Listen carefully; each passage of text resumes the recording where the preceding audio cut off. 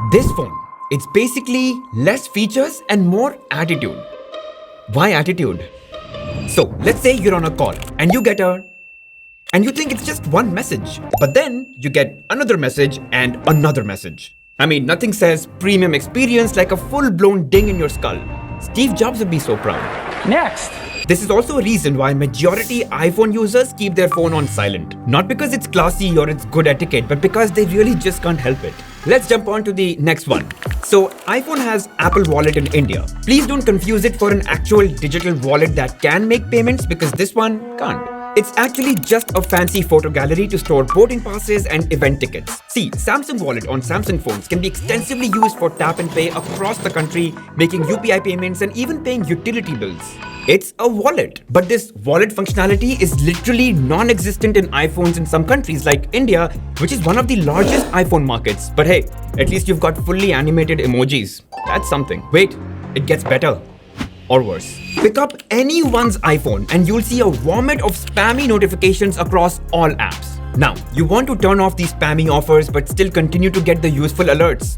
Cute. You can't do that on the iPhone. So on the iPhone, you either have to tolerate all notifications from an app or none. There is no control. Which means even promotional crap like having to unnecessarily move your house or to buy stuff you don't need come to you even when you don't really want them.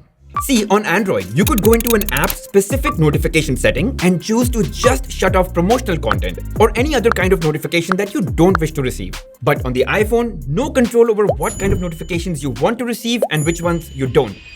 Absolute junk. Okay, here's another fun thing, and try this with me as I take you through it. So let's say you're in the iPhone's photo app and you decide to select these photos to upload to Google Photos. Now you click on share and you naturally look for Google Photos app because there's WhatsApp, Instagram, even Google Maps is here. But guess what? There is no Google Photos app. You can't just upload to Google Photos. Delete. So you can't just upload to Google Photos from your iPhone in the Apple land. Well, I guess you can't have people skipping steps. Because on Android, you just select photos, you click share, and you could select Google Photos. But I guess that's too easy. Okay, now, have you ever tried to turn off? Shit.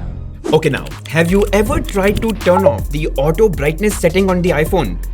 Well, if you do, pack a lunch. On Android, you pull down the settings and boom, done. Tap again, auto brightness is on. On iPhone, first go to settings, then accessibility, then display and text size. Then you scroll to the dark depths to find this super secret setting, auto brightness. We care about your experience. And then they go ahead and bury this basic setting under 6 layers. Next, there is no fingerprint unlock.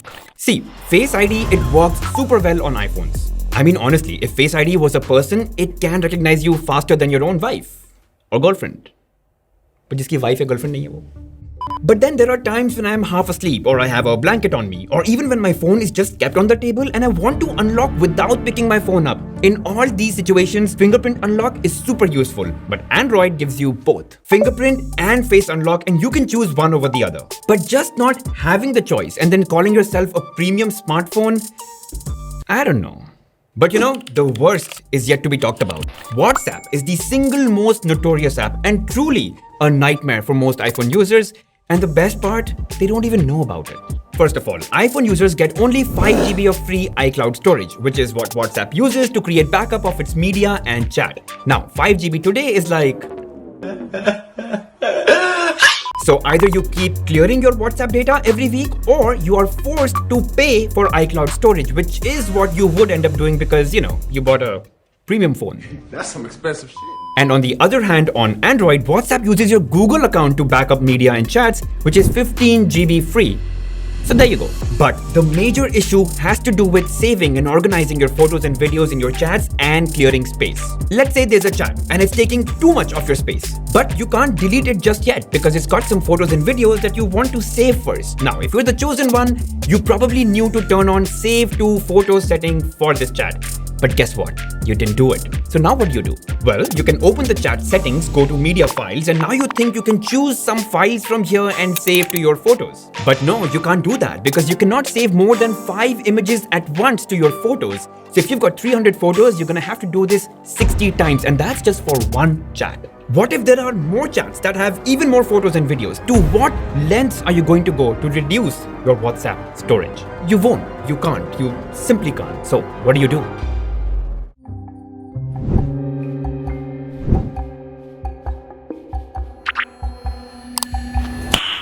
Nice. You know, I think I've made my point. I mean, the phone does have poor functionality, but I do give it full marks for vibes. Now, obviously, if none of these things that I talked about in the video matter to you, then this phone definitely has its own merits, which is why people around the world love it, right? But my job is to enlighten you all, and I hope I did. But let's have some fun in the comments.